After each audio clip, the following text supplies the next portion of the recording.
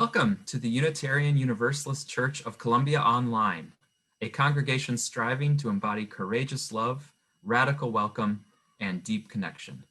We are so grateful for this gathering this morning as we are reminded that our church is not a building, but a beloved community of all of us together.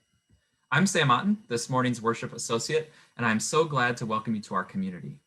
Although we all miss gathering in person on Sundays, the online services have given us an opportunity to connect with many people that we might not have been able to otherwise. We welcome in particular any members of the Jefferson City Unitarian Universalist Fellowship, as well as all of you in Missouri and beyond. A few comments about protocol for today's online worship. We are in Zoom and streaming live on Facebook. This is Zoom webinar mode, so we can't see or hear you. You will be able to say hello and interact with the service through the chat feature. When you're chatting, make sure you select panelists and attendees so everyone can see your comment. This will be particularly useful if you wish to share a joy or sorrow when we reach that portion of the service. A few notes about accessibility. We are using Zoom's auto captioning service, which means you will see automatically generated subtitles at the bottom of your screen. You will have several options for these if you click the closed caption button that should appear at the bottom of your Zoom screen. If you do not wish to see subtitles, or if you find them distracting, you can use the hide subtitles option to turn them off. If you prefer your captions to appear as a live transcript at the side of the screen, you can choose View Full Transcript. We know that auto captioning is never entirely accurate, but we hope it will be close. We will also be providing spoken descriptions of the videos and images we use. And we invite you to please contact us if you have any other accessibility or inclusion needs that we might strive to meet in our online worship. You can email minister@uucomo.org. If this is your first time worshiping with us, please fill out a digital visitor's card at the link provided in the chat. Let us know a little bit about yourself. I'd like to thank the folks who make our online worship possible. Thank you to our online usher, Jenny Bossler, and our church staff, April Rodiguero, running slides, religious educator, Jamila Batchelder, music director Jeremy Wagner, and pianist Hans Bridger Harith.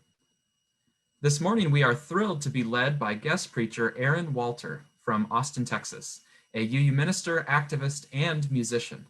And you can read a very nice article about Reverend Walter in yesterday's Columbia Tribune. You can also get to know Reverend Walter a little bit more through her music. So let's settle into this time and place together with the help of our prelude from the band Parker Woodland.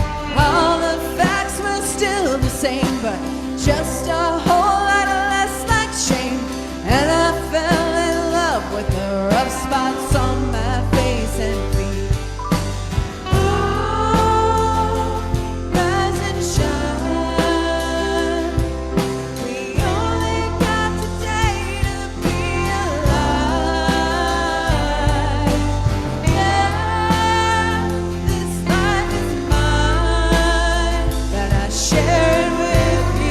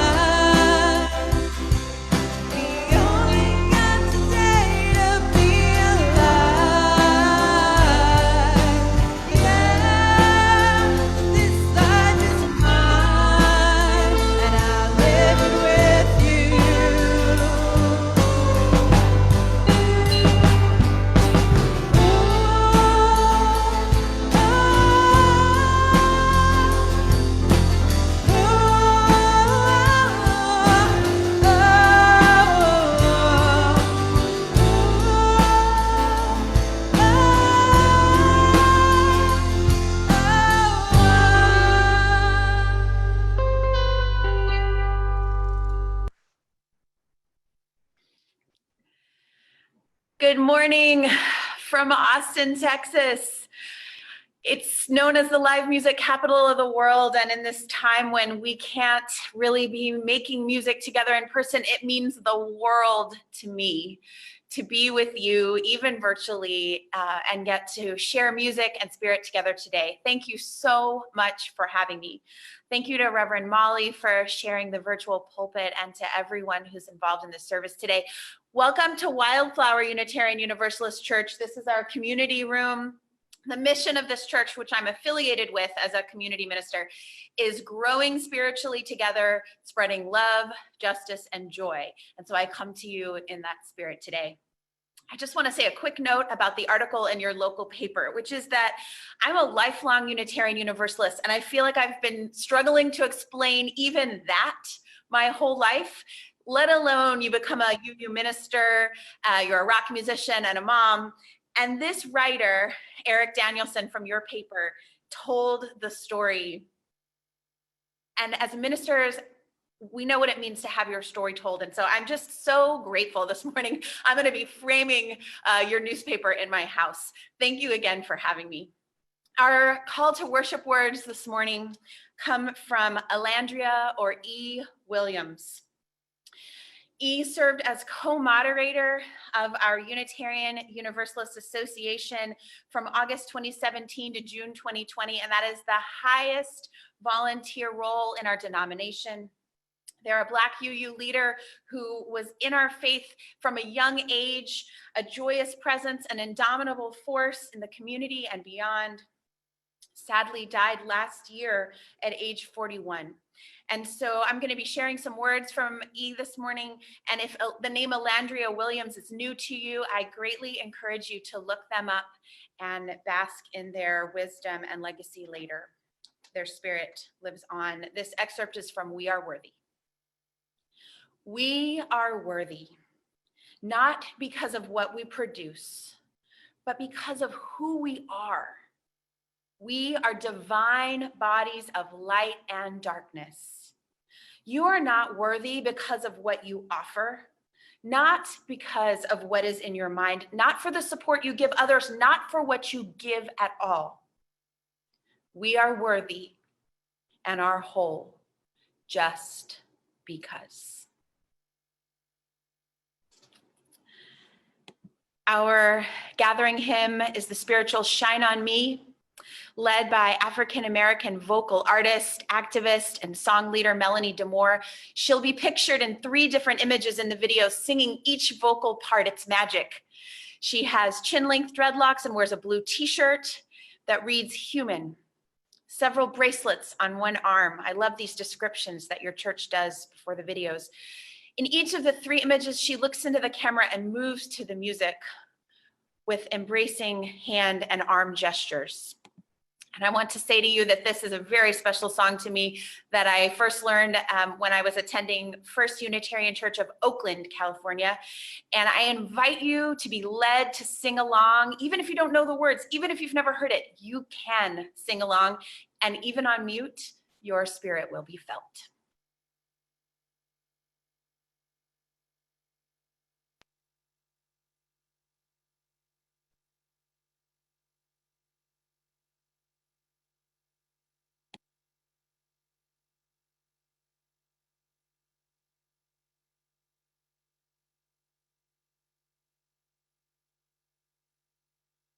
Hello, UU family. I'm going to sing a song with you called Shine on Me. It's an amazing spiritual that anybody can sing. And in these days when the things that we're dealing with, the feeling separate and all of that, and things seem so hard, this is one of those songs that you just throw your head back, put it in your medicine kit. All you have to do is ask. And here's how it goes. Shine on me, oh shine on me. Let the light from the lighthouse shine on me, oh shine on me, yes, shine on me. Let the light from the lighthouse shine on me. Lift me up, oh, lift me up. Let the light from the lighthouse lift me up, oh, lift me up, yes, lift me up. Let the light from the lighthouse lift me up, oh, hold me close, yes, hold me close. Let the light from the lighthouse hold me close, yes, hold me close, oh, hold me close. Let the light from the lighthouse, please, hold me close. Oh, shine on me, yes, shine on me. Let the light from the lighthouse shine on me, oh, shine on me, yes, shine on me. Let the light from the lighthouse shine on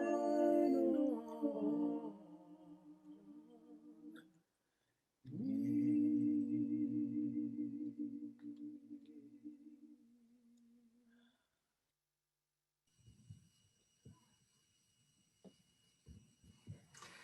We come now to our chalice lighting and words of affirmation.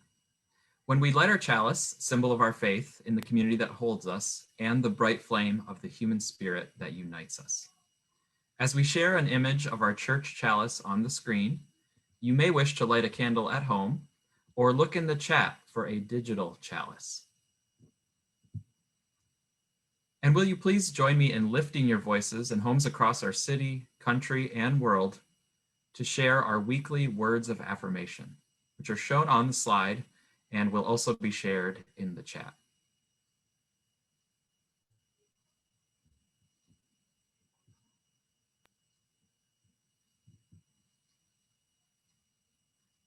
Love is the spirit of this church, and service is its law. This is our great covenant, to dwell together in peace, to seek the truth in love, and to help one another.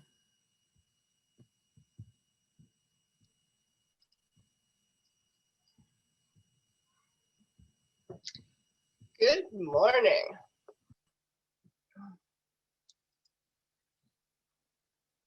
This month at UUCC, we are pondering the question of how to love better.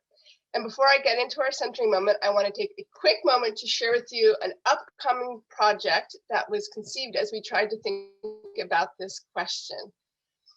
The Community Connections Project will pair individuals and families in our church as a way to grow connections of friendship and care. We are all in need of care, and we all have care to give. And I am so excited about this project and its potential to connect us more deeply and help us love better. So please look for more information about this. We'll be talking more about it in the service on February 21st. And Jan Weaver can answer questions for you, so you can reach out to her about it.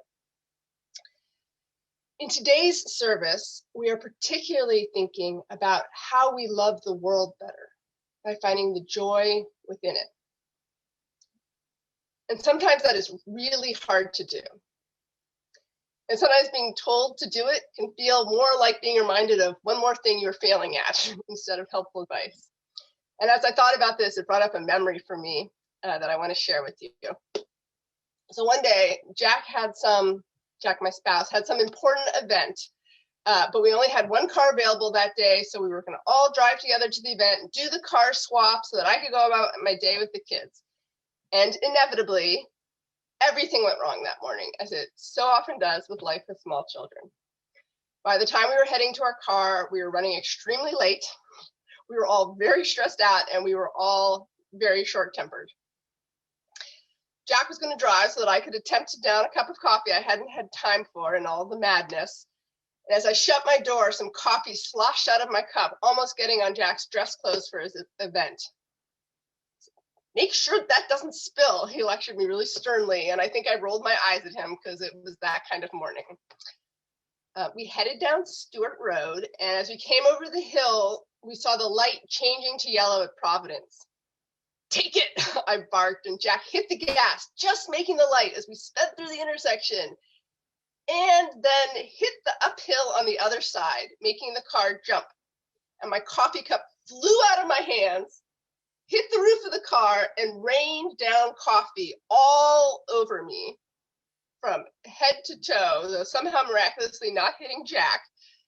And he began to snap at me exasperatedly, "I told you not to," and then his eyes took me in. My coffee-drenched, bedraggled hair dropped, still falling off of the roof of the car down on me, and our eyes met, and we began to laugh. And laugh and laugh and laugh. And suddenly, in amongst that terrible morning, joy was there, almost miraculously. And if someone had told me as I was walking to my car that morning, make sure you find some joy today, I honestly think I might have cussed them out.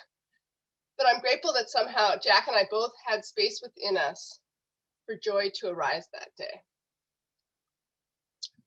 So for our centering, I want to start at the beginning and work on creating a space for joy.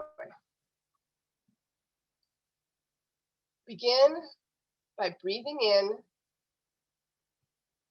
and becoming aware of whatever you are feeling this morning, whatever emotions you have carried with you this week, positive or negative. Just let yourself feel them completely and honor these emotions. Don't try to push them away. Notice the sensation of these emotions in your body. Gently notice how it sits in your gut, in your chest, and the muscles around your heart. How it makes you feel in your lungs as you bring in your breath and let it out.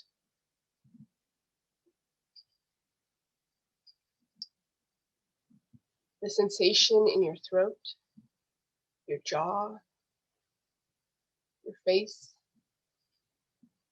your scalp.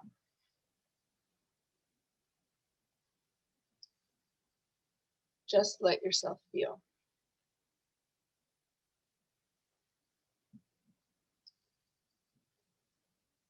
And now, take a deep breath and imagine that breath traveling to some secret spot within your body. Only you know where that spot is.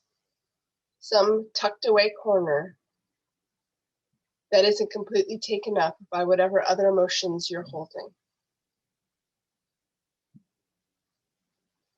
And let that breath open up a space within you. Breathe in and out, feeling that space swell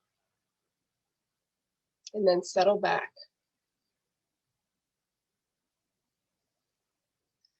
And feel in that space the muscle memory of joy, the sensation of the play of a smile at the corners of your mouth, the bubbling up of laughter in your torso.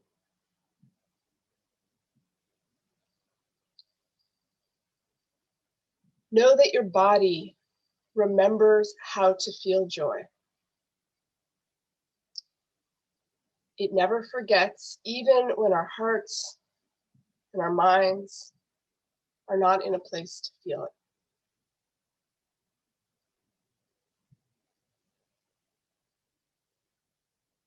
And if you feel ready to feel joy now, let it fill this space.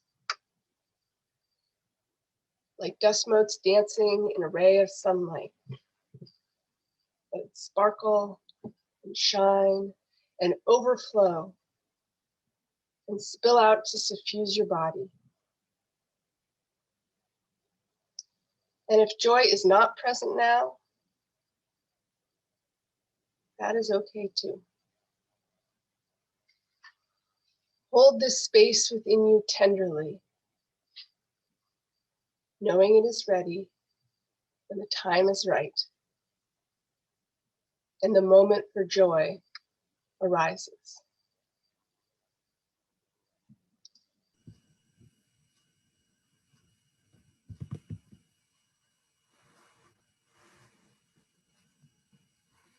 And now, as we share an image of lit candles and our joys and sorrows stones on the screen, I'd like to invite you to bring your loving attention and compassionate presence to our community as we share the joys, sorrows, and prayers of our community.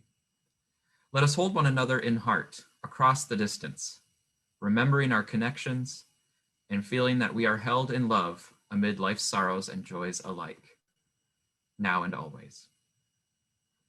And I invite your joys and sorrows to be shared in the chat, where I will read aloud as many as possible. Remember to select all panelists and attendees if you want others to be able to see your joy or sorrow.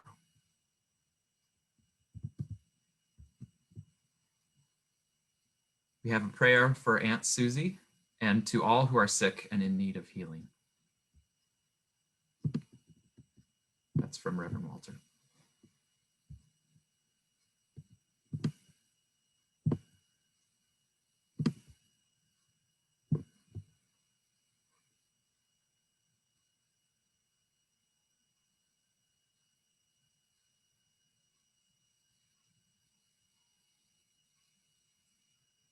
Lynn shares joy for a furnace that's working again, hopefully just in time, as it is a bit cold this weekend.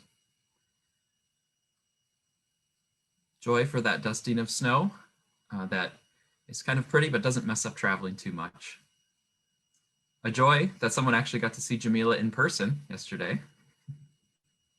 It's always good to see human beings when we can. Joy for a new puppy, Rosie. I will share thoughts to all the teachers and educators throughout the country as they deal with the continued stressful and challenging year, but do their best that they can for their students. We have joy for the generous nature of our beloved UU members from Patty. Joy for all those beginning to get vaccines. More joy in celebrating 50 years alive this Wednesday, so 50-year birthday for Stacy.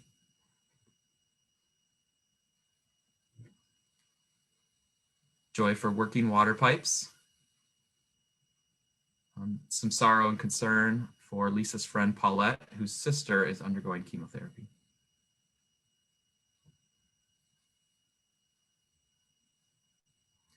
Reverend Walter shares a prayer for anyone who's feeling lonely, isolated, or estranged. May there be reconciliation and reunion. A happy birthday to Melissa.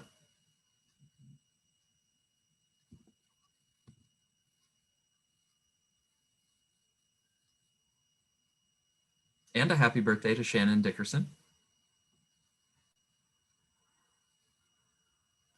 We do have concern for a friend, Edavina, who has been diagnosed with, Edavina's been diagnosed with cancer and is awaiting surgery. And also concern for a grandson, Zach, who slipped on the ice and broke a bone in his arm. So concerns for healing, both of those.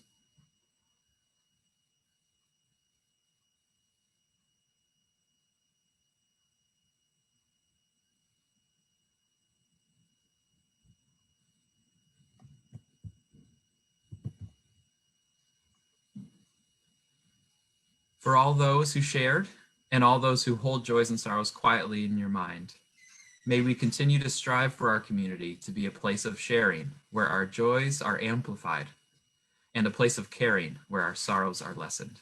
May it be so.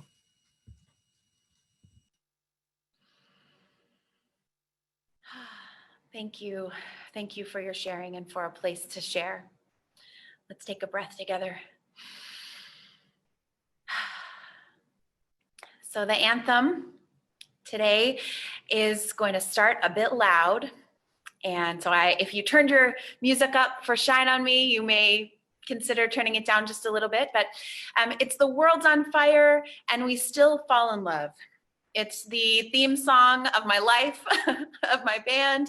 While I wrote it in 2018, it feels more appropriate than ever. What we're going to be talking about in our service today is how we face the struggles, the pain, the world being on fire, the injustice, the oppression, and do something about it in our lifetime while also centering joy and music and fun and beauty. And so that's what the song's about. The video you're going to see is the last time that I had my community in my home right before the pandemic struck. It's the last time my band played together, all of us in person. So it's a very special document to me. We didn't know what was about to happen. And so now I have this special document of joy, as well as a testament to what we're fighting for, what I feel like we're fighting for community, for love, for joy during this really hard time. I want to invite you, while you're watching it, to see if you can pick out how many joy practices can you find. We didn't really set out to do this intentionally. We just set out to make a fun looking video. But now that I look at it, I can count so many joy practices, whether it's wigs, bubbles, trampoline, music, hugs. Look for those and then think about, if this were a video of your favorite kinds of fun, your joy practices, what would be depicted? All right, because we're going to talk about that more in the sermon. So I invite you into my home in Austin, and I invite you to sing along and dance. The world's on fire and we still fall in love.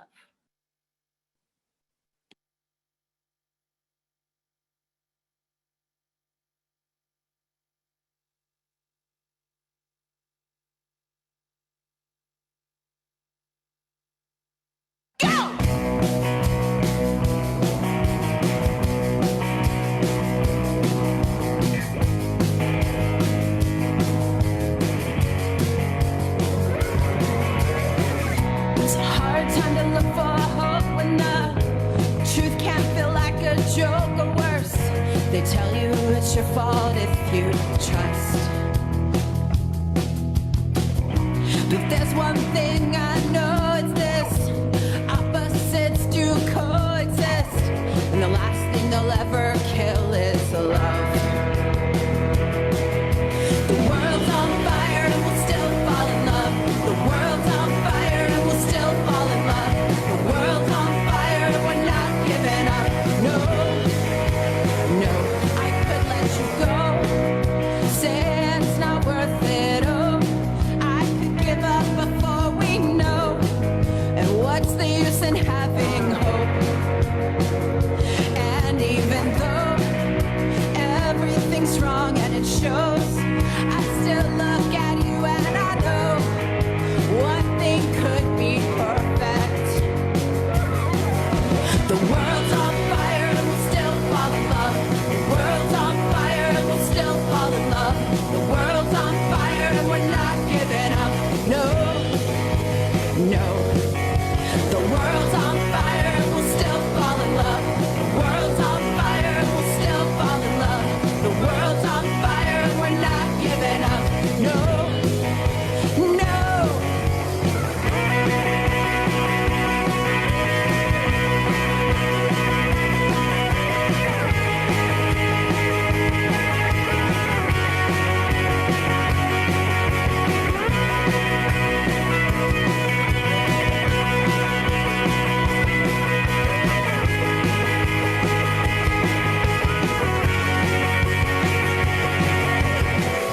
I don't wanna be naive, but I catch myself wanting to believe, and I think I could take a risk this time. It's a hard time to look for hope when the truth can feel like a joke or worse. They tell you it's your fault if you try. World's on fire and we'll still fall in love.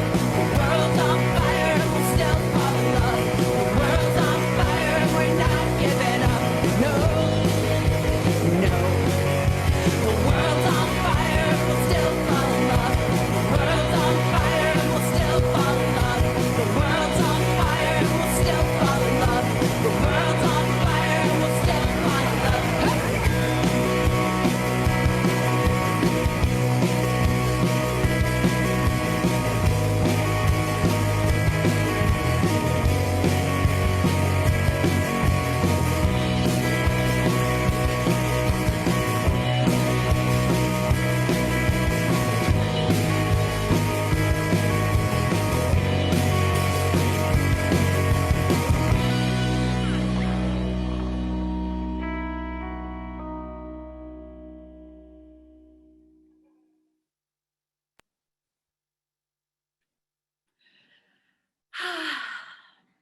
So, a couple of things that I remember from making that video almost exactly a year ago. In fact, tomorrow it will be a year ago that we threw that party.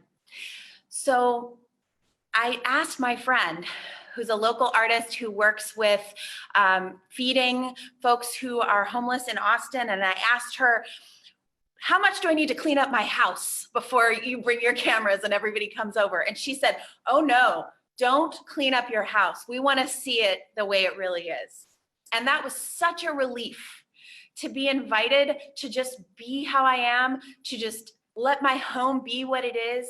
And it reminds me of one of my favorite, really two of my favorite mantras. One of the things I like to say is that cleanliness isn't next to godliness, neighborliness is next to godliness. And those are a lot of my neighbors that you saw. And I don't know how I would have gotten through this year without socially distanced walks and yard visits with them.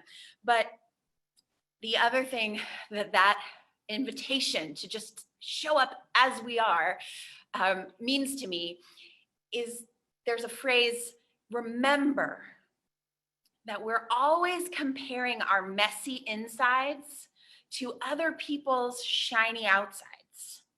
And that's especially true right now in this pandemic time where we're more isolated, we're interacting more through screens. You're seeing people's curated versions of their lives, their words, their pictures that they chose to show you. But inside, we know the guts and the emotional vulnerability that we experience. And so just remembering that difference between the messy inside and the outside. We all have a messy inside. And so I think what church is, whether it's virtual or in person, is an invitation to show up as we are and let our messy insides greet each other lovingly. I also want to tell you that paint that you saw on my glass doors that the kids put everywhere, I did not wash that paint off for about 4 or 5 months. It was a reminder to me of having children and life in my home. And so I want to show you here at Wildflower Church, the kids have been masked, small group, social distancing, making a mural about justice and equality. And so I think kids getting to be kids and everybody making art are a couple of the ways that our spirits thrive in joy, even in hard times. So what I'm here to be with you about, not just talk about, but sing about and dance about, what I'm here to be with you about is, again, this idea that the world is on fire and we can still fall in love. So I want to share with you a quote from the Indian author and activist Arundhati Roy. And let me pull it up. All right, our worlds live on our devices now, don't they? So Roy writes, historically, pandemics have forced humans to break with the past and imagine their world anew. This one is no different. It is a portal, a gateway between one world and the next. We can choose to walk through it, dragging the carcasses of our prejudice and hatred, our avarice, our databanks and dead ideas, dead rivers and smoky skies behind us. Or we can walk through lightly with little luggage, ready to imagine another world and ready to fight for it. I love that. So we're going to think about how we want to go through this portal. What are we going to bring that's serving us? And what do we want to leave behind? It has been a really hard year. For me personally, I've been home with 2 kids, distance schooling. And so for the parents, for the educators, for the kids, my heart is with you, and it's been so hard. I also lost my full-time job back in the end of the summer. I was a director and a chaplain with the YMCA of Austin, and I loved my work there, and everything changed with the pandemic. As people lost their jobs and our facilities closed, they couldn't justify, many of them, keeping up their membership, and so many of us staff, eventually our jobs were eliminated. And so I've been grieving all the things that I love, teaching Zumba, which is another joy practice for me, gathering people for live music, gathering in community with the Y. I had been grieving so much of the things that I lost or couldn't do. And then a friend sent me this poem, Go to the Limits of Your Longing by Rainer Maria Rilke. They sent it to me because they knew I was grieving, like many people. And if you've lost your job or it's been a struggle in that way this year, my heart is with you too. I know I'm not alone, and neither are you. But there's a line in this poem, and Jamila told me that she loves this poem too, and that this line also really speaks to her, and it's, let everything happen to you. Beauty and terror just keep going. No feeling is final. No feeling is final. And we're going to talk about that. But when I read the poem in full, what really spoke to me were some words about the divine and about darkness.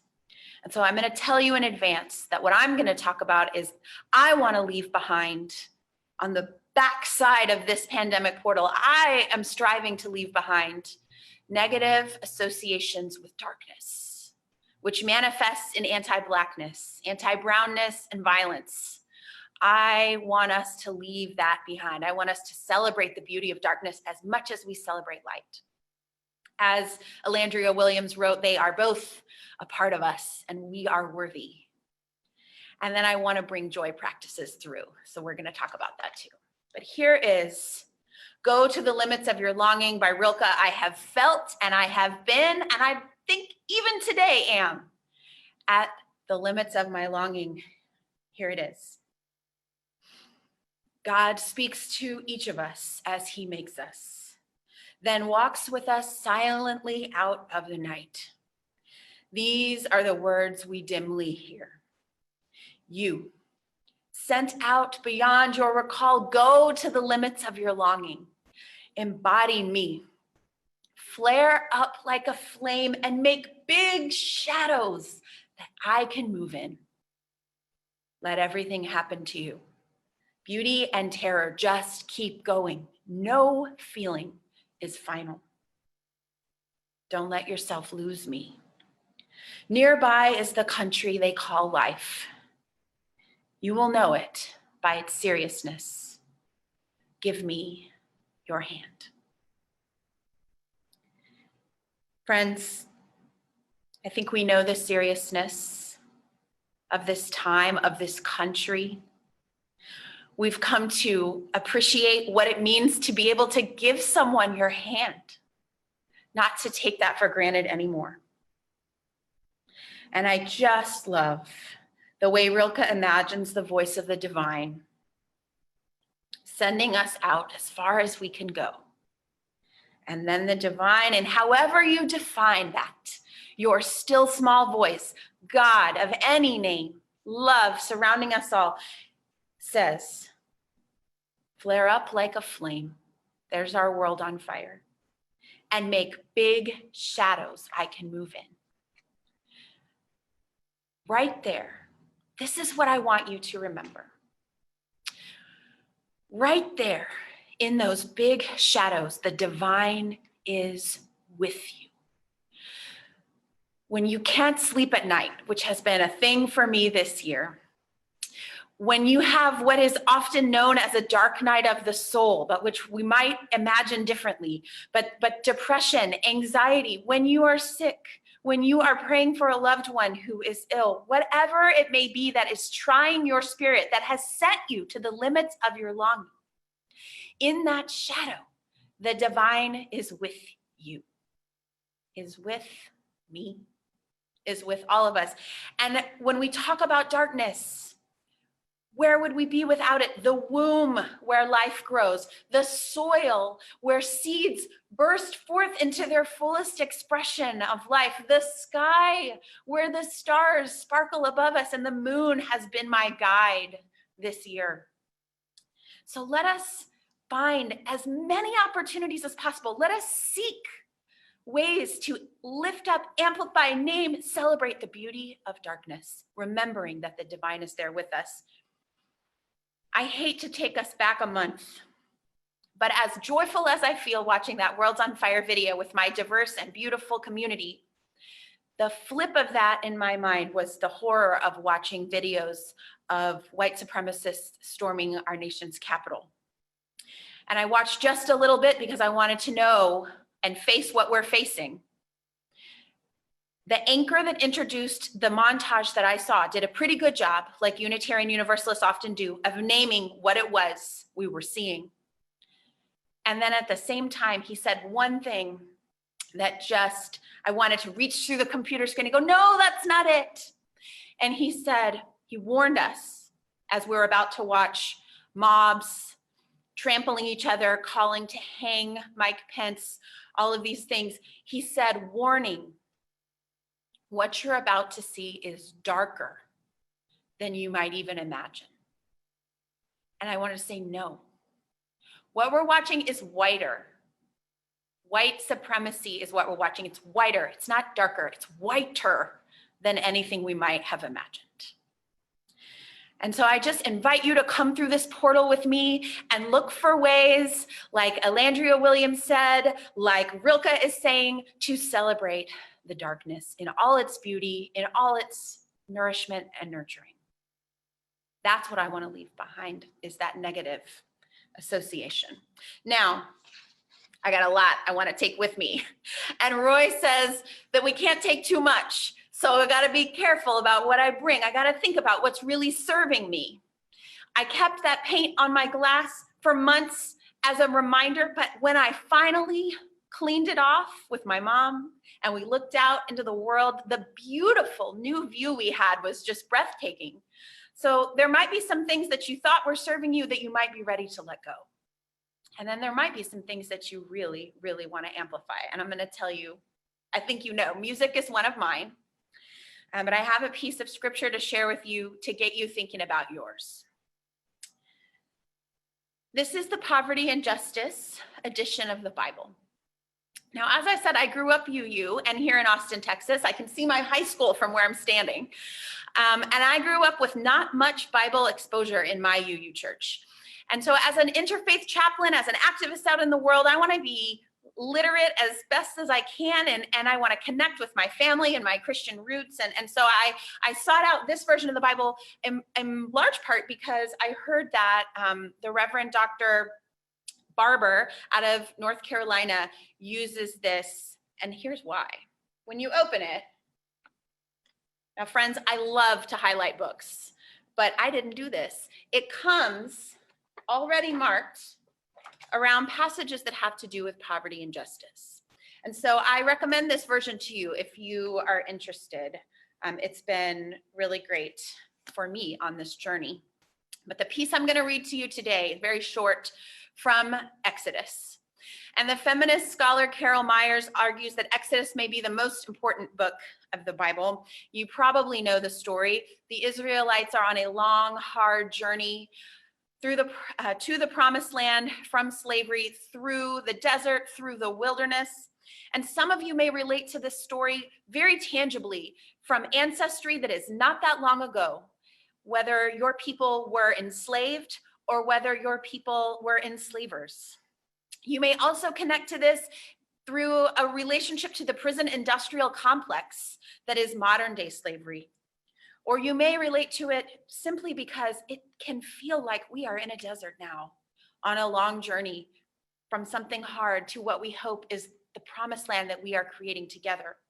So I just invite you to connect with this story, this piece of scripture, in whatever way you authentically can. The Song of Miriam, Exodus chapter 16, verses 19 through 22. After the Israelites had walked safely through on dry ground, Miriam, the sister of Aaron, was a prophet. So she took her tambourine and led the other women out to play their tambourines and to dance. Then she sang to them.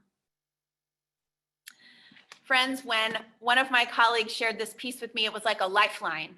It means the world to be seen. It means the world to have the thing that you love named somewhere as important.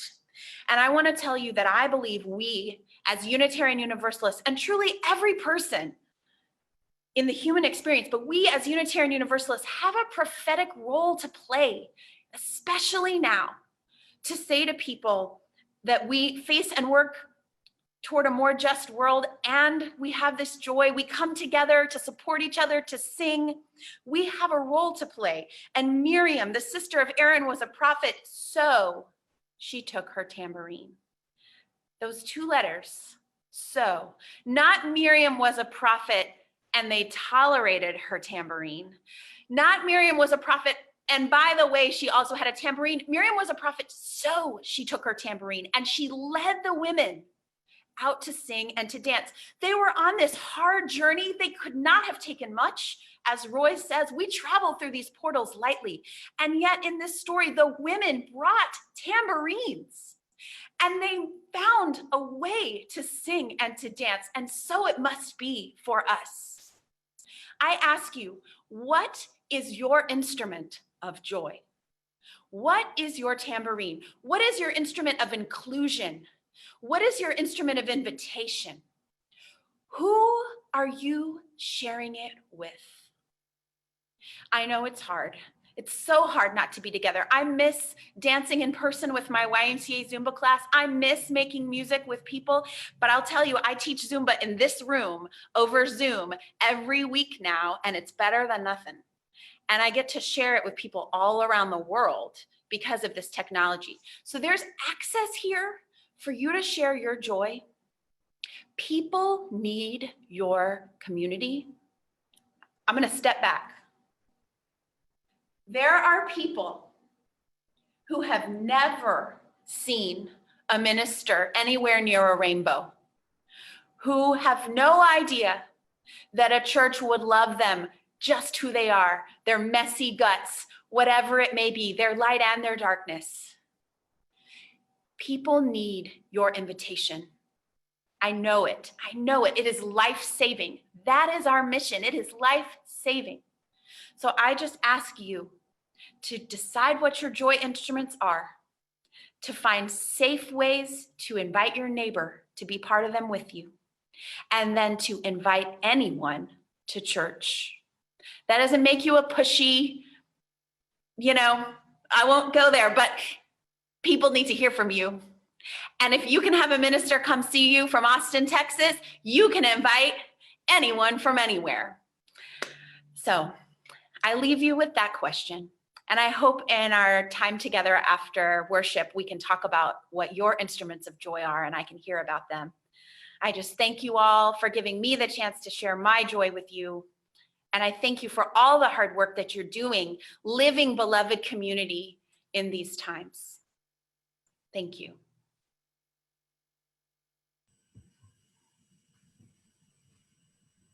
Thank you so much, Reverend Walter, for sharing your joy, for inspiring us to pick up our tambourines, and also for recognizing the beauty in the darkness.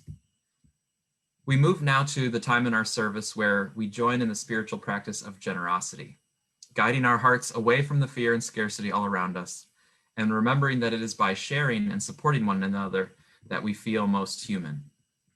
This morning's collection will be a Faith to Action collection that will support the Heart of Missouri court-appointed special advocates. And Kelly Hill is here as their representative to tell us about their work. So Kelly, thank you so much for joining us this morning. All right, thank you so much for having me and for selecting us for this opportunity. We're honored. And thank you for giving me a couple minutes to talk about CASA.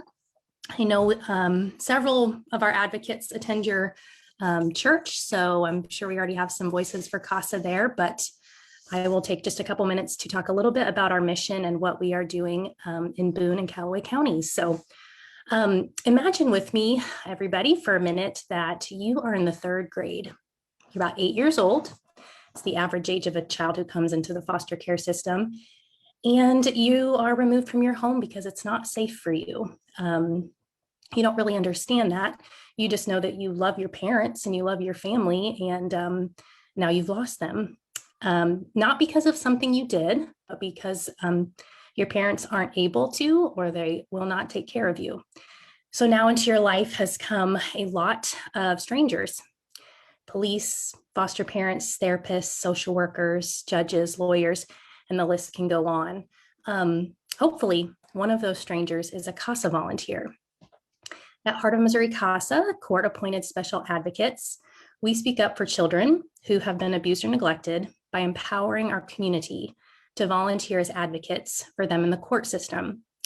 So when the state steps in to protect a child's safety, a judge appoints a trained volunteer advocate to make independent and informed recommendations in that child's safety and in their best interest.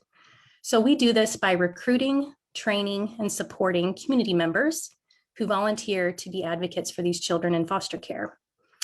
Unfortunately, the number of kids involved in our local foster care system has increased steadily for the last 10 years.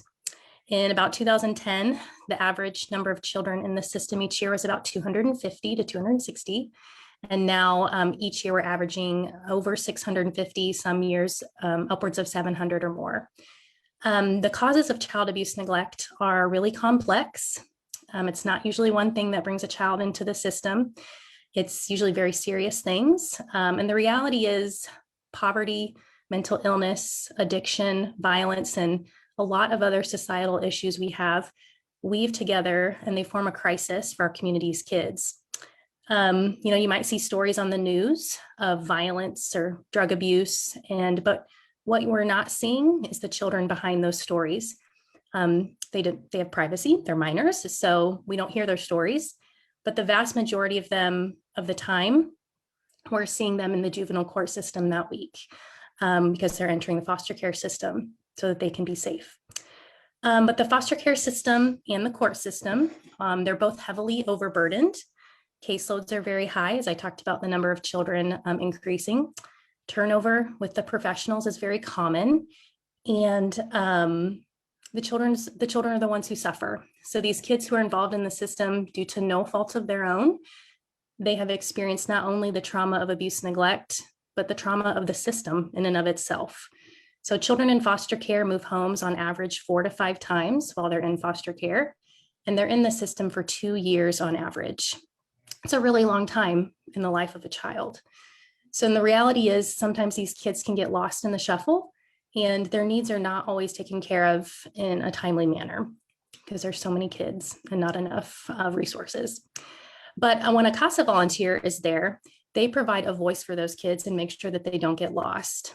Our advocates visit the children more than any other team member, and they get to truly know them and the whole case. We attend all the professional team meetings and court hearings and submit recommendations to the judge on the children's needs, their placement, and their permanency plan. The reality is CASA volunteers are oftentimes the one and sometimes the only consistent adult a child recognizes and knows during their entire time in the foster care system. So sometimes the benefits of having a CASA are not always things that we can quantify, but children with a CASA do oftentimes have improved outcomes when compared to children who don't have the opportunity to have a CASA. These kids are typically in the system fewer months on average. They move homes less frequently, so they have more stability, and they receive more targeted interventions to address their needs. So currently, Heart of Missouri CASA is providing an advocate to only about half of the children in our local foster care system. So last year, that was about 325 out of the 650 kids who are in the system. And we are working really hard on serving more kids. We ultimately want to serve all of the children that need us. Our strategic goal right now is to be serving 75% of kids by 2023, which is a big goal. And then really, in order to do that, we need increased community support, both in the form of financial support and more volunteers. Both are very critical. So all of our advocates have a professional staff person who supports and guides them. We don't expect any of our volunteers to be experts on the systems we work in. They can come from any walk of life.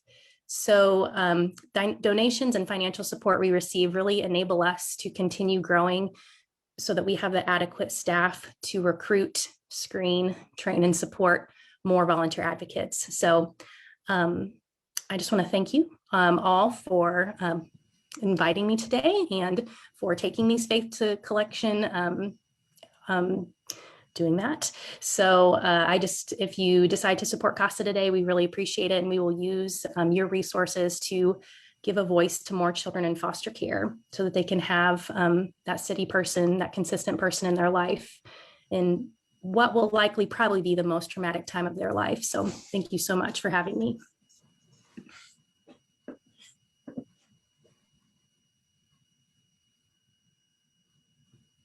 Thank you, Kelly, for all your work, and we hope you pass on that thanks to the full team. And we thank you for joining us this morning. And we now invite the generosity of our congregation during a time of song.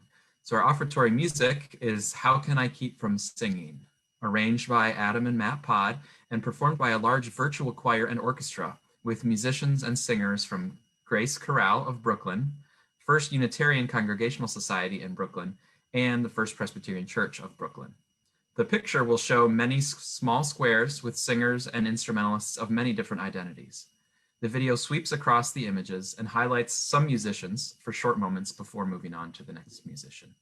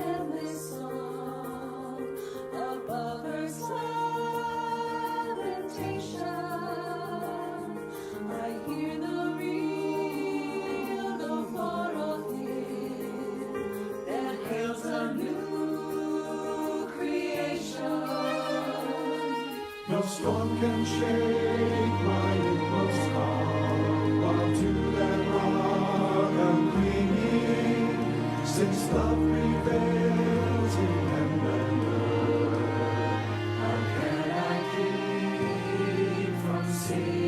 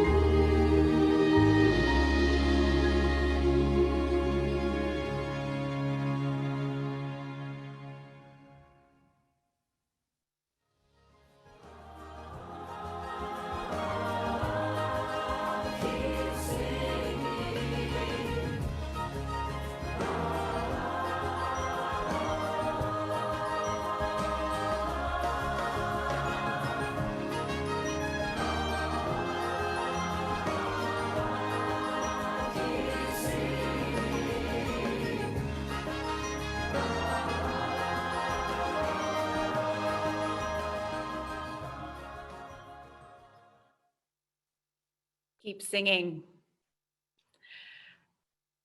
I'm overwhelmed by the beauty of what people have been creating during this time. And let's be clear, if you're just surviving, that's a lot in a pandemic. If you are tired, that's all right. That song is for you, for your spirit. Let those, when they have the energy to create, let that creation nourish you for when at some point you will then have the energy to create, and those people will rest. All things in time and in our turn. I invite you, though everything by consent, so this is just an invitation, to put your hands out with me for our spoken benediction.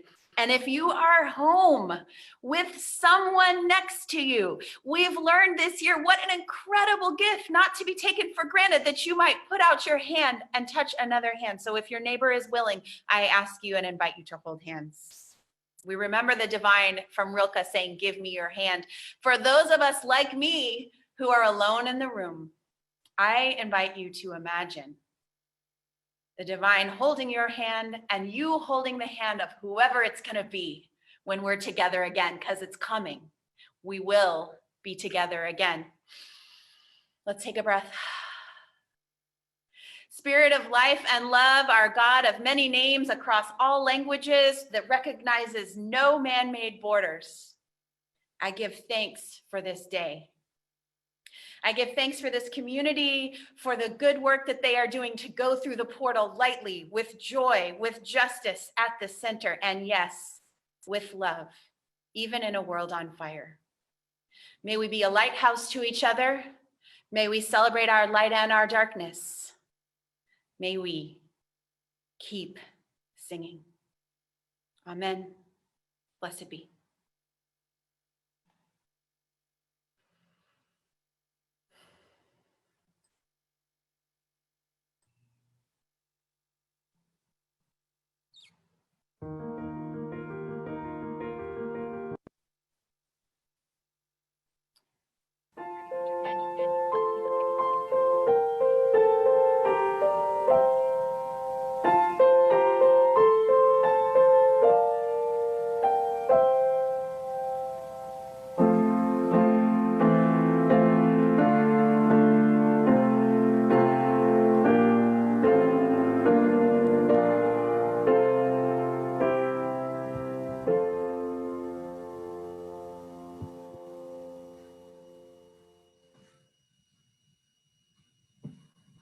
Thank you, Reverend Walter, for a beautiful and inspiring service. And thank you to everyone for joining us. You are welcome to stay with us for a time of fellowship in our virtual coffee hour. And please note that we have a new coffee hour link from now on. This one will let us gather without needing the waiting room. You can find the new coffee hour link in the chat, on the order of service, and in this week's worship reminder email. You can also find the new meeting ID and passcode on the slide. So thank you for spending a part of your morning with us, and have a wonderful day.